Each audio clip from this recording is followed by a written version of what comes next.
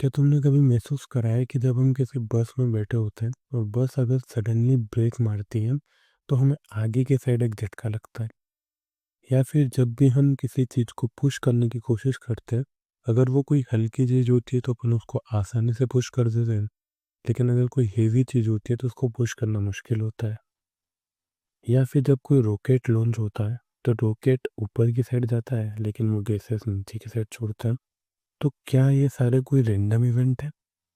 ये सारे ऐसे ही हो जा रहे हैं या फिर इनके पीछे कुछ लॉज हैं जिनकी वजह से ऐसा होता है? तो हाँ, इनके पीछे वर्क करते हैं न्यूटन्स लॉज ऑफ मोशन। तो वन बाय वन आज अपन न्यूटन के तीनों लॉज को डिस्कस करने वाले हैं। Newton's first law, Newton second law, Newton's third law, Newton's के तीनों लॉज को अपन वन बाय वन आज डिस्कस करने वाले। तो चलिए शुरू करते हैं। न्यूटन्स लॉज ऑफ मोशन एक इम्पोर्टेंट टॉपिक है क्लास 11th फिजिक्स का, जिससे क्वेश्चंस नीट में, हाँ जेई में और भी बहुत सारी कॉम्पिटिटिव एग्जाम में इस टॉपिक से क्वेश्चंस पूछ लिए जाते हैं। तो चलिए शुरू करते हैं वन बाय वन। सबसे पहले आते हैं, अपन बात करते हैं अपन क्या क्या कवर करने वाले हैं। तो इस वीडियो में अपन कवर करेंगे न्यूटन्स न्यूटन्स लॉज का clear introduction, then Newton's first law जिसको लॉ ऑफ इनर्शिया भी बोलते हैं, देन इनर्शिया के टाइप्स को अपन डिस्कवर करेंगे कि कितने टाइप के इनर्शिया होते हैं, then Newton second law, then Newton's third law, then अपन फ्री बॉडी डायग्राम के कंसेप्ट को भी समझेंगे और उसके बाद खुद नीट फोकस की पॉइंट पर अपन बात करेंगे।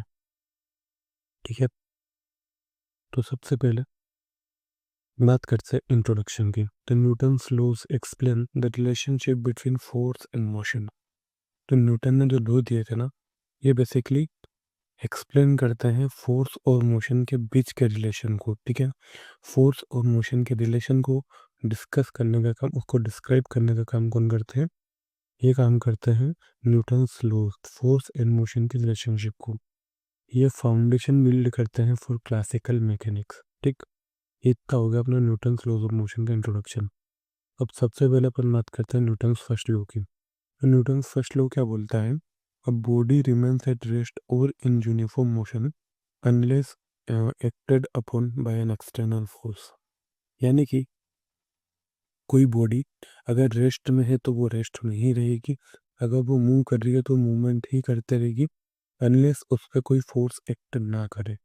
ठीक है, इसको न्यूटन्स लॉ ऑफ इनर्शिया भी बोला जाता है। कहने का मतलब ये कि अगर कोई बॉडी रेस्ट में रखी हुई है तो जब तक आप उसको पुश नहीं करोगे या फिर उसको कोई फोर्स नहीं लगेगा, वो अपनी जगह से मूव नहीं करेगी। या फिर कोई बॉडी अगर कंटिन्यूसली मूव कर रही है तो वो अपने आप रुकेगी नहीं जब तक उस पर कोई एक्सटर्नल फोर्स ना लगे। ठीक है, अब इनर्शिया की अगर बात करें, लॉ ऑफ इनर्शिया इसको बोला जाता है, इस टेंडेंसी को इनर्शिया बोला जाता है कि अगर कोई चीज़ मूव कर रही है तो कंटिन्यूसली मूव करेगी, अगर रुकी हुई है तो रुकी हुई रहेगी। इस टेंडेंसी को बोला जाता है inertia. Inertia is the tendency of a body to resist change in its state of motion. Inertia क्या होता है? Inertia बेसिकली किसी भी बॉडी की टेंडेंसी होती है जो कि चेंज को रेजिस्ट करती है। कौन से चेंज को? स्टेट ऑफ मोशन के। यानी कि रेस्ट में है तो बॉडी रेस्ट में ही रहना पसंद करेगी, और बॉडी अगर मूवमेंट कर रही है तो मूवमेंट करते ही रहना पसंद करेगी विदाउट, अगर उस पर आप कोई एक्सटर्नल फोर्स अप्लाई नहीं करते हो तो। ठीक है, इनर्शिया कितने टाइप के होते हैं? तो इनर्शिया ऑफ रेस्ट, ठीक है, inertia of motion, in inertia of direction. Inertia of rest यानी कि बॉडी रुकी हुई है तो रुकी हुई रहेगी, मोशन में तो मोशन में रहेगी, अगर किसी पर्टिकुलर डायरेक्शन में जा रही है तो पर्टिकुलर डायरेक्शन में ही जाती रहेगी जब तक आप उस पर कोई फोर्स अप्लाइड ना करो। एग्जाम्पल से समझते हैं लॉ ऑफ इनर्शिया को, कि जैसे कोई भी ऑब्जेक्ट अगर रेस्ट पे रखा हुआ है तो वो रेस्ट पे ही रहेगा, मान लो बॉल है तो बॉल रुकी हुई रहेगी जब तक आप इस पर फोर्स अप्लाई ना करो। या फिर अगर ये बॉल मूव कर रही है, मान लो ग्राउंड में एक फुटबॉल मूव कर रही है, तो अपन देखते हैं कि वो तो कुछ टाइम के बाद सडनली रुक जाती है, जबकि वहां पर ने जाकर उसको नहीं रोका, बट वहां पे फ्रिक्शन फोर्स अप्लाई हो रहा था, इस वजह से बॉल रुकी है। अगर वहां पे कोई फोर्स ना होता तो बॉल वहां पे भी नहीं रुकती।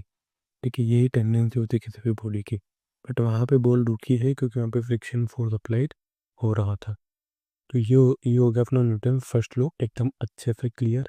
क्या बोलता है न्यूटन फर्स्ट लॉ? कि कोई बॉडी रेस्ट में ही रहेगी या फिर कोई बॉडी मोशन में है तो मोशन में ही रहेगी जब तक आप उसको कोई एक्सटर्नल फोर्स अप्लाई नहीं करते हो। अब बात करते हैं न्यूटन सेकंड लॉ की। तो न्यूटन सेकंड लॉ जो है ना, ये बात करता है rate of change of momentum is proportional to applied force. ठीक है, न्यूटन सेकंड लॉ क्या बोलता है कि the rate of change of momentum is proportional to the applied force. Momentum क्या होता है? मोमेंटम होता है मास इनटू वेलोसिटी। ये होता है मोमेंटम, होता है मास इनटू वेलोसिटी। ठीक है, तो ये बोल रहा है कि the rate of change of momentum is proportional to the applied force, यानी कि जो फोर्स है वो डायरेक्टली प्रोपोर्शनल होता है किसके? D P by D T. अब डी टी में अपन को पता है कि मास जो है वो तो कांस्टेंट है। ठीक है, मास इंटू वेलोसिटी होता है अपना क्या? मोमेंटम। मास कांस्टेंट है तो हो जाएगा D we by D T, और D we by D T को अपन क्या लिख सकते हैं? एक्सेलरेशन। तो यहाँ से आ जाता है अपने पास force is directly proportional to mass into acceleration, that this force is equal to mass into acceleration। ठीक है, तो ये वाला कंसेप्ट बहुत ज़्यादा इंपॉर्टेंट है, आगे क्वेश्चन सॉल्व करने में बहुत ज़्यादा यूज में आता है, तो ये चीज़ याद रखनी है। ठीक है, तो momentum is the rate of change of momentum, sorry, the rate of change of momentum is proportional to the applied force, यानी कि जो फोर्स आप अप्लाइड कर रहे हो वो डायरेक्टली प्रोपोर्शनल है किसके? Rate of change of momentum के। Rate of change of momentum क्या होता है? D P by D T. ठीक है, पी से अपन डिनोट करते हैं मोमेंटम को, ये होता है m into mass into velocity. ठीक है, तो d P by D t, d p d जो आपका डी पी है यानी कि चेंज इन मोमेंटम है, उसमें मास तो आपका कॉन्स्टेंट है, चेंज क्या हो रहा है? चेंज हो रही है वेलोसिटी। अगर कोई बॉडी मूव कर रही है तो मास तो उसका कॉन्स्टेंट, उसके वेलोसिटी ही चेंज हो सकती है। तो जाएगा mass into d we by D t. D we by D t होता है एक्सेलरेशन के बराबर, तो यहाँ से आ जाएगा force is equal to mass into acceleration. ठीक है, तो ये हो गया सेकंड लॉ। और सेकंड लॉ क्या बोलता है कि the rate of change of momentum is directly proportional to the applied force, यानी कि force is equal to mass into acceleration. अब समझना, अपन अपन ने बोला था कि किसी भी हेवी बॉक्स को पुश करना है, पुल करना टफ होता है as compare to light box, क्योंकि अगर कोई हेवी बॉक्स है यानी कि उसका मास ज़्यादा, और अगर उसका मास ज़्यादा है तो उसका एक्सेलरेशन कम होगा। देखो, force is directly proportional to mass into acceleration. ठीक है, force is directly proportional to mass into acceleration. अब अगर मास ज़्यादा है तो एक्सेलरेशन कम हो जाएगा, अगर मास कम है तो एक्सेलरेशन बढ़ जाएगा। इसी वजह से लाइट बॉक्स को पुल करना या पुश करना इजी होता है as compare to heavier box. ठीक है, तो इसी के साथ सेकंड लॉ भी समझ में आ गया होगा। अब बात करते हैं सेकंड लॉ के कुछ एप्लीकेशन के। ठीक है, सेकंड लॉ के application like braking of vehicles and force calculations. ठीक है, acceleration, braking of vehicles and force calculation, ये सारी चीज़ निकालने के लिए, ये सब पता करने के लिए जो है सेकंड लॉ का अपन यूज़ करते हैं। ठीक है, एक्सेलरेशन निकालने के लिए मान लो फोर्स दिया हुआ है, मास दिया हुआ है, अपन एक्सेलरेशन निकाल सकते हैं। ब्रेकिंग ऑफ व्हीकल्स के कितना दूर जाके रुकेगा, वो सारी चीज़ें पता करने के लिए अपन सेकंड लॉ का यूज़ कर सकते हैं, सारी इसकी एप्लीकेशन है। अब बात करते हैं न्यूटन्स थर्ड लॉ की। तो न्यूटन्स थर्ड लॉ क्या बोलता है? For every action there is an equal and opposite reaction, यानी कि अगर आप कोई एक्शन करते हो तो उसके उसके अपोज में कोई ना कोई रिएक्शन होगी। ठीक, यही उसी को बोलते हैं Newton's third law. For every action there is an equal and opposite reaction, action and reaction act on different bodies. ठीक है, एक्शन और रिएक्शन डिफरेंट बॉडीज पे एक्ट करते हैं। ठीक है, चलो यहाँ अब इसको समझते हैं, न्यूटन्स थर्ड लॉ को डायग्राम के थ्रू अच्छे से समझते हैं। ठीक है, तो एग्जाम्पल्स ऑफ थर्ड लॉ में तीन एग्जाम्पल अपन को दिए हैं, रिकॉइल ऑफ गन। ठीक है, एग्जाम्पल में अपन को तीन एग्जाम्पल दिए हुए, पहला है रिकॉइल ऑफ गन, दूसरा वॉकिंग और रॉकेट प्रोपल्शन। एक एक करके तीनों को समझते हैं। रिकॉइल ऑफ गन का मतलब क्या है? जब भी कोई गन बुलेट फायर करती है, ठीक है, जब भी कोई गन बुलेट फायर करती है तो उस पर सडनली पीछे की साइड एक फोर्स लगता है, तो उसने जो बुलेट फायर करा वो क्या हो गया? एक्शन।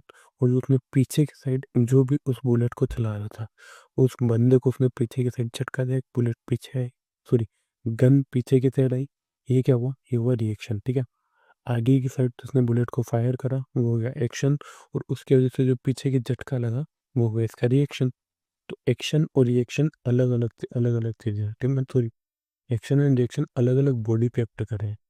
एक्शन हुआ है जो बुलेट निकली है, ठीक है, रिएक्शन हुआ है जो जो उसको चला रहा था उस पे, उसका हाथ पीछे मूव कर रहा है। ठीक है, दूसरा हो गया वॉकिंग।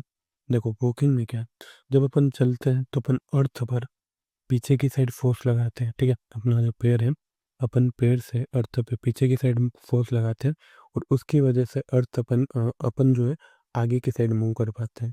तो ये हो गई आपकी एक्शन, कि आपने पीछे की साइड फोर्स लगाया पैर से और आप आगे की साइड मूव कर गए, ये हो गई आपकी रिएक्शन। ये हो गई एक्शन, ये हो गई रिएक्शन। देन बात करते हैं रॉकेट प्रोपल्शन की। यानी कि जब भी कोई रॉकेट लॉन्च करता है तो होता क्या है, रॉकेट पीछे की साइड गैसेस एक्सपेल करता है, और ये जो गैसेस वो पीछे की साइड छोड़ रहा है, पीछे जो गैसेस एक्सपेल कर रहा है, इसकी वजह से रॉकेट पे आगे की साइड या फिर ऊपर की साइड एक फोर्स लगता है, जिसकी वजह से मूव करता है।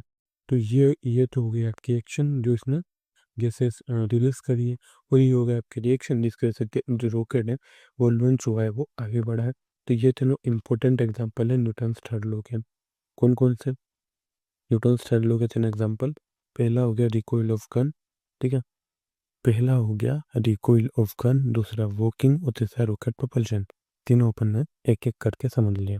तो इसी के साथ न्यूटन थर्ड लॉ भी समझ में आ गया होगा कि every action has an equal and opposite reaction, ठीक है। अब बात करते हैं फ्री बॉडी डायग्राम की। तो फ्री बॉडी डायग्राम क्या होता है? एक ऐसा डायग्राम, ठीक है, फ्री बॉडी डायग्राम का मतलब एक ऐसा डायग्राम जिसमें किसी भी बॉडी के जो है सारे के सारे फोर्सेस डिफाइन करेगा या फिर डिस्क्राइब करेगा, को बोलते हैं फ्री बॉडी डायग्राम।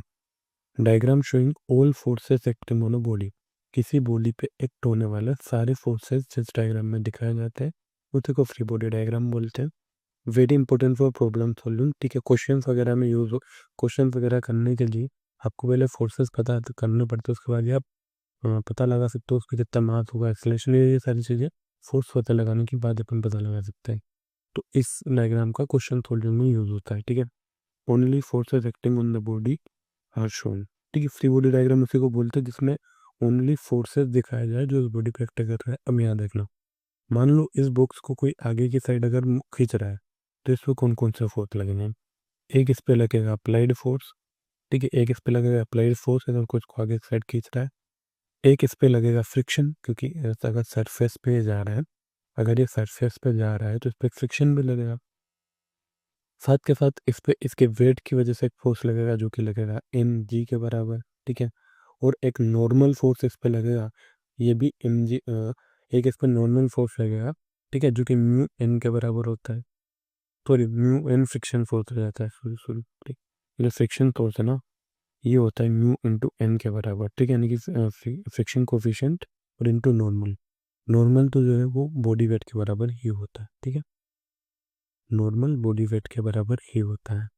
तो यहाँ से अपन को फ्री बॉडी डायग्राम समझना है। फ्री बॉडी डायग्राम का मतलब उस पे किसी भी बॉडी पे अप्लाइड होने वाले सारे फोर्सेस को डिस्क्राइब करना। जैसे कि यहाँ पे एक अप्लाइड फोर्स लग रहा है, एक नॉर्मल फोर्स लग रहा है, एक फ्रिक्शन लग रहा है, और साथ साथ में वेट, एक वेट, ये चारों फोर्सेस डिस्क्राइब कर दिए। इसी को बोलते हैं free body diagram.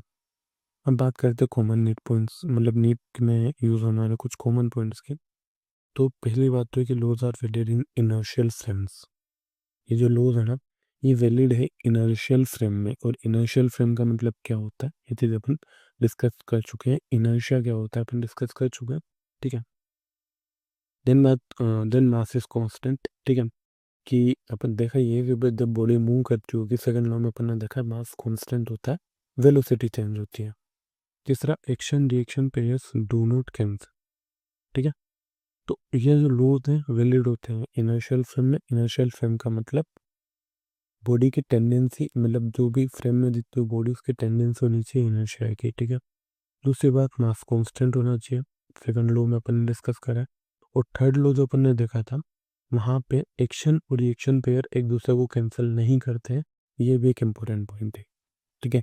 Action reaction एक दूसरे को कैंसिल नहीं करते, क्योंकि अगर ऐसा हो जाता तो मूवमेंट होता ही नहीं। मान लो आप मूव कर रहे हो, आपने अर्थ पे पीछे एक साइड फोर्स लगाया, उसके वजह से आप आगे मूव कर पा रहे हो। अगर एक्शन रिएक्शन पे एक दूसरे को कैंसिल आउट कर दे तो आप मूवमेंट ही नहीं कर पाओगे। मान लो रॉकेट ने लॉन्च होने के लिए नीचे की साइड गैसेस एक्सपेल करी है, उसे ऊपर की साइड रॉकेट मूव करता है। अगर ये दोनों एक्शन रिएक्शन पे कैंसिल कर दे एक दूसरे को, तो रॉकेट मूव ही नहीं कर पाया, ठीक है।